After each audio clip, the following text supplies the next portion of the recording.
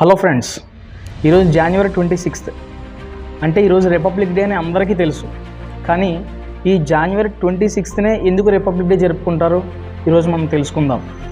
తెలుసుకోబోయే ముందు మన బ్యాక్లాగ్స్ బాబాయ్ అనే ఛానల్ని సబ్స్క్రైబ్ చేయండి, లైక్ చేయండి. ఈ జనవరి 26 రోజు రిపబ్లిక్ డే ఎందుకు జరుపుకుంటారో తెలుసుకోవాలంటే మనం 1930 సంవత్సరంలోకి వెళ్ళాలి. 1930 జనవరి 26వ తేదీన లాహోర్లో ఐఎన్సీ సమావేశం జరిగింది.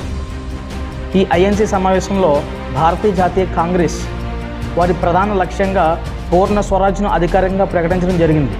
పూర్ణ స్వరాజ్ అంటే ఏంటంటారా? సంపూర్ణ స్వాతంత్రం.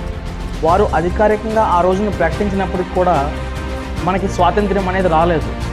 1947 ఆగస్టు 15వ తేదీన స్వాతంత్ర్యం మనకు వచ్చినప్పటికీ మనకి రాజ్యాంగ రచన అనేది కంప్లీట్ కాలేదు.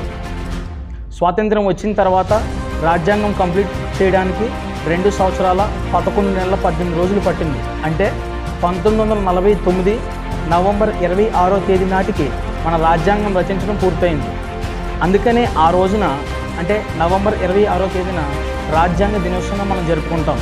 వాస్తవంగా మనం నవంబర్ 26, 1949 రచన కంప్లీట్ అయిపోయింది కాబట్టి అప్పుడు మనం సంపూర్ణ స్వాతంత్రం అంటే రిపబ్లిక్ డే గణతంత్ర దినోత్సవాన్ని జరుపుకోవాలి. కానీ 1930లో ఏ రోజైతే పూర్ణ స్వరాజ్ అధికారికంగా ప్రకటించిన తేదీ ఉందో జనవరి 26, ఆ తేదీనే మనం ఈ రాజ్యాంగం అమలు తేదీగా పెట్టి దీన్ని రిపబ్లిక్ డేగా జరుపుకుందామని నిర్ణయించి నవంబర్ 26 నుంచి డిసెంబర్ 26, డిసెంబర్ 26 నుంచి జనవరి 26 అంటే 2 నెలల్లో వెయిట్ చేసి అప్పుడు జనవరి 26, 1950వ సంవత్సరంలో మనకి అధికారికంగా రాజ్యాంగం అమలు చేయడం జరిగింది. అదే రోజున మనం రిపబ్లిక్ డేని జరుపుకుంటున్నాం.